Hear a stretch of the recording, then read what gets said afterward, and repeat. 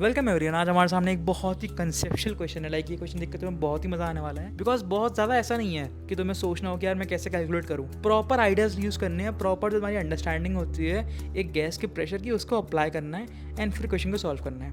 Alright, तो video को pause कर सकते हो, क्वेश्चन को अच्छे से एनालाइज करने का ट्राई करो।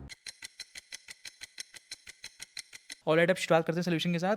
तो क्वेश्चन क्या कह रहा है कि यार हमारे पास एक गैस है जिसको अपन ने एक वेसल में एनक्लोज किया हुआ है, और जो गैस है ना उसका टेम्परेचर को अपन ने टी बोला है। ऑलराइट, और वेसल का टेम्परेचर को अपन ने बोला है टी डब्ल्यू। ठीक है, मैंने टी वॉल लिखा है बट टी डब्ल्यू कंसिडर कर लो। तो अपन से क्वेश्चन में पूछा है कि यार जो हमारा गैस का प्रेशर होगा वो कब ज्यादा होगा, जब हमारे गैस का टेम्परेचर ज्यादा होगा या हमारे जो हमारी वेसल्स की वॉल्स है उनका टेम्परेचर ज़्यादा होगा। तो इसको अपन कैसे निकाल सकते हैं कि यार टेम्परेचर ज़्यादा या कम होने से प्रेशर पे क्या इंपैक्ट पड़ रहा है, वो अपन कैसे बताएं। तो इसके लिए अपन चाहते हैं कि यार प्रेशर का मतलब क्या होता है। जब अपन बात करते हैं कि गैस का प्रेशर होगा तो एक्चुअली बात हो रही होती है उनके मॉलिक्यूल्स के मोमेंटम चेंज की। कि यार सपोज मेरा ये गैस का मॉलिक्यूल है और ये ऐसे मूव कर रहा है कुछ पी एक्स मोमेंटम के साथ, और आफ्टर कोलिजन मैं मान रहा हूँ इलास्टिक कोलिजन है, ये इसका जो मोमेंटम है कुछ वापस ऐसे हो गया है, that is P x. Right, तो ये जो मोमेंटम जो मैंने लिख दिया कि पी एक्स हो गया, ये कब हो सकता है। This condition is only possible जब हमारा गैस का टेम्परेचर बराबर होता है हमारी वॉल्स के टेम्परेचर के।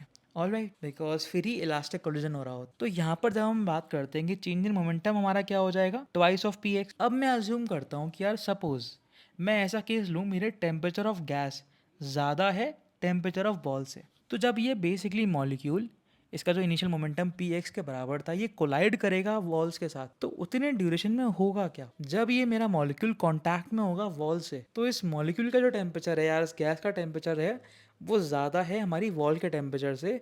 सो बिकॉज ऑफ दैट हमारे जो बहुत सारे मॉलिक्यूल्स इस पर कोलाइड कर रहे होंगे वो बेसिकली हीट को वॉल पर दे देंगे। गॉट इट, बिकॉज गैस का टेम्परेचर ज़्यादा है वॉल का कम है, तो जैसे ही हीट को दे देंगे तो उनका खुद की जो काइनेटिक एनर्जी है, बिकॉज अपन को पता है जो काइनेटिक एनर्जी होती है वो प्रोपोर्शनल होती है टेम्परेचर से। तो अब अगर उन्होंने बेसिकली हीट दे दिया तो टेम्परेचर कम हो गया, तो उनकी काइनेटिक एनर्जी कम हो गई।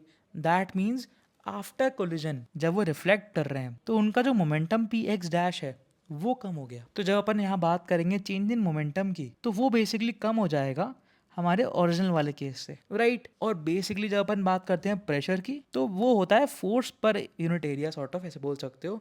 तो वो जो हमारा प्रेशर है वो इस चेंज इन मोमेंटम पे प्रोपोर्शनल होता है। अब अगर हमारा जो टेम्परेचर है गैस का वो ज़्यादा है हमारी वॉल से, तो यार चेंज इन मोमेंटम कम हो रहा है हमारा ओरिजिनल मोमेंटम से, तो बेसिकली हमारा प्रेशर भी कम होगा। अब बात करते हैं हमारा उस वाली सिचुएशन में जब हमारा टेम्परेचर कम है और वॉल का टेम्परेचर ज्यादा है। अब तुम्हें तुरंत कोरिलेट हो रहा होगा कि अगर मैं इस सिचुएशन का प्रेशर बोलता हूँ पी नॉट, इसका बोलता हूँ पी डैश, तो अपन ने अभी देखा कि पी नॉट ज्यादा है पी डैश से, बिकॉज चेंज इन मोमेंटम में डिफरेंसेस थे। तो तुरंत अपन को समझ में आ रहा होगा कि यार अगर वॉल का टेम्परेचर ज्यादा हुआ तो अब जो गैस होगी वो हीट को गेन करेगी। राइट, जैसे जैसे कोलिजन होगा मॉलिक्यूल्स का वो हीट को गेन करेंगे, एंड बिकॉज ऑफ दैट उनका जो टेम्परेचर होगा वो राइज करेगा। दैट मीन्स उनका जो मोमेंटम होगा वो ज़्यादा होगा।